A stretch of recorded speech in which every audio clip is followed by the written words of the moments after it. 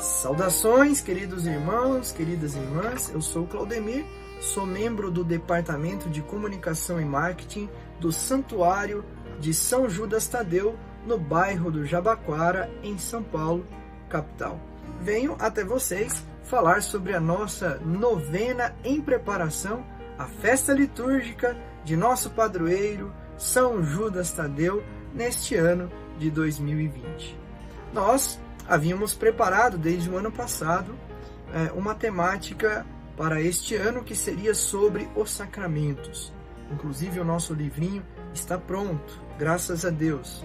No entanto, veio a pandemia e nós, da comissão de preparação do conteúdo da novena, eu e mais os padres que fazem parte dessa comissão, achamos por bem, juntamente com o departamento de comunicação, que pensa um pouco o conteúdo da novena, achamos por bem uma mudança estratégica da temática, vindo ao encontro deste momento totalmente diferente da nossa história, que foi causado aí pelo coronavírus. Então nós decidimos fazer uma mudança de rota e também tivemos que repensar um pouco o esquema da nossa novena. Então vocês vão receber aí, vocês famílias que vão preparar essa novena e vão fazê-la em casa, e aqueles também da pastoral litúrgica, seja do santuário, seja das comunidades que também vão estar irmanadas conosco durante essa novena. Então a vocês nós vamos preparar aí uma série de vídeos explicando e trabalhando o conteúdo em vista de uma preparação, uma preparação distante do momento em que nós vamos celebrar esta novena. Em primeiro lugar, eu gostaria de dizer para vocês da importância da espiritualidade da novena. Todos nós sabemos que a mãe de todas as novenas é a novena de Pentecostes. São os 9 dias depois da ascensão de Jesus, que os discípulos ficaram ali sem ter muito ao certo como continuar a missão de Jesus a eles confiada. E eles, certamente com Nossa Senhora e outros mais discípulos, além dos 12, ficaram ali um pouco desorientados. E agora o que nós vamos fazer? Então eles se reuniram em Jerusalém e rezavam todos os dias, fizeram então um tipo de um retiro, de um tempo de discernimento, um tempo de revisão de tudo aquilo que aconteceu com eles e com Jesus, e orando e pedindo que o Espírito de Jesus os iluminasse e manifestasse a eles qual era então o próximo passo que eles deveriam dar na vida de discípulos, de seguidores de Jesus, neste novo movimento que começa, o movimento dos seguidores de Jesus, os cristãos. E aí então, no 10º dia, acontece então a manifestação que coincide exatamente na data da festa judaica de Pentecostes, que seria então os 50 dias depois da Páscoa.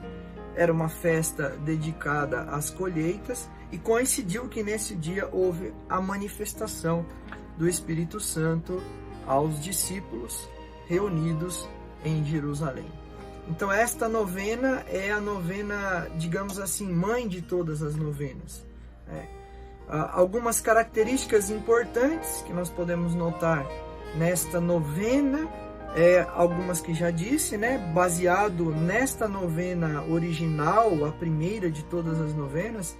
Então toda novena carrega justamente uma esperança, uma expectativa ativa, uma expectativa de uma manifestação, de uma ação da graça divina especial, de uma ação extraordinária, de uma ação que cause uma mudança ou um novo rumo para a vida daqueles e daquele que vivencia esse período da novena. Então a novena trata-se de um itinerário espiritual, como que um retiro, onde nós fazemos um caminho, né, unidos a Jesus, unidos aos santos, unidos como igreja, irmanados numa comunidade. Nós fazemos esse caminho não sozinhos, mas fazemos em comunidade, em vista de uma resposta ou de uma proposta de Deus para a nossa vida. Assim foi a novena de Pentecostes, assim acontece em qualquer novena. Outro aspecto, já falamos, mas vamos trabalhar ele mais especificamente, é essa ideia de fazer um caminho, de fazer um processo. A nossa vida toda nós fazemos processos. A novena é um processo de conversão, é um processo de mudança de vida, é um processo de revisão de vida. E aí, inspirado por aquele que fez, que estava lá na primeira novena, no nosso caso, o nosso padroeiro, o apóstolo São Judas Tadeu, nós vamos fazer esse caminho com ele, olhando para a sua vida, para o seu testemunho de martírio e para o seu testemunho apostólico como apóstolo do Senhor, como baluarte e coluna da igreja. Nós vamos seguir aí os seus passos e perceber que passos ele deu em direção ao Senhor e como ele foi assimilando a vida de Cristo na sua vida. Assim também na novena nós fazemos este processo, ok, meus irmãos? Então, alguns aspectos sobre a espiritualidade da novena. Então, a novena é um caminho, tem um começo, tem um meio, tem um fim. A novena tem um aspecto, e aí esse aspecto é importantíssimo, tem um aspecto também litúrgico, celebrativo, ritual, ou seja, nós bebemos da espiritualidade mais pura e mais rica da igreja, que é a liturgia. Então, nós percebemos que cada dia da novena, algumas ações, orações, palavras são repetidas, né? E isso faz parte da liturgia, isso faz parte da espiritualidade da igreja. A espiritualidade da igreja é ritual. O que é o ritual? É uma série de gestos, de palavras, de ações coordenadas que seguem um método, que seguem um caminho, tá?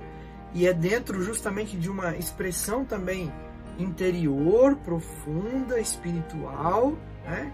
Em comunidade, né? Carrega aí todos os elementos também da espontaneidade e ao mesmo tempo de um caminho que se faz juntos, né? Então, essa dimensão ritual compreende essas três realidades, né? O gesto, uma palavra e uma ação. Este gesto, esta palavra e esta ação sempre é o gesto, uma palavra, uma ação de Cristo, do Cristo, que nós refazemos, que nós repetimos, e sob a ação do Espírito Santo, esse gesto de Jesus realiza naquele momento uma ação divina, uma obra da graça, realiza uma nuance, uma dimensão da obra de Cristo em determinado aspecto da nossa vida e da nossa caminhada humana e cristã. Então, o rito, ele tem essa finalidade. Ele se repete também porque vai criando em nós uma sabedoria, vai criando em nós uma abertura, vai fazendo com que nós nos habituemos e nos coloquemos, então, dentro dessa dinâmica, dentro dessa lógica da ação da graça de Deus.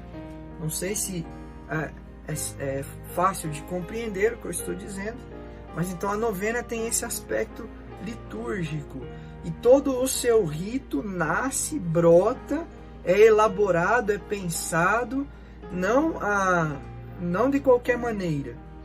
Ele tem a sua origem e tem a sua fundamentação na liturgia da igreja. Então, se você olhar o esquema ritual da novena, ele tem uma semelhança com as celebrações dos sacramentos, basicamente formado aí por 4 momentos fundamentais, né? Alguns ritos que são iniciais, que dão um início, né? Que acolhem, que dá assim o momento de congregar o povo, a comunidade, de apresentar então qual aspecto que será celebrado. Um segundo momento, que é a liturgia da palavra, é onde nós vamos à fonte da nossa espiritualidade, né? A palavra de Deus. Um terceiro momento, que aí é um momento que nós chamamos assim também de sacramental, ou seja, de um aspecto da ação da vida de Jesus que nós queremos ressaltar e celebrar, né? No batismo, então, seria o rito do batismo. No matrimônio, seria o rito do consentimento do casal, das promessas, enfim. Cada liturgia ou cada celebração, na missa seria a liturgia eucarística. Aliás, a missa é o grande modelo de todas as outras celebrações. Então, o esquema celebrativo ritual da novena segue mais ou menos esse esquema, né? 4 momentos: um rito inicial, liturgia da palavra, um momento sacramental, um momento de louvor ou de algum aspecto do mistério que nasce, que brota do mistério de Cristo.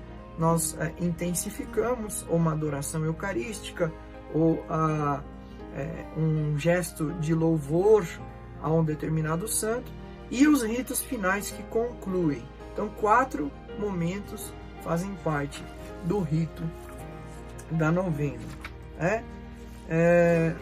Então, falamos desse aspecto litúrgico que é importantíssimo, né? É claro que muitos não estão habituados a rezar a novena assim, né? Muitas novenas que vêm de inspiração popular, que também são ricas, são belas, também nós incorporamos neste esquema, né? Mas esse esquema, de certa forma, tem sido pouco a pouco sendo incorporado nas grandes novenas pelo Brasil afora, pelos santuários de outros santos padroeiros, de outras vertentes aí do catolicismo.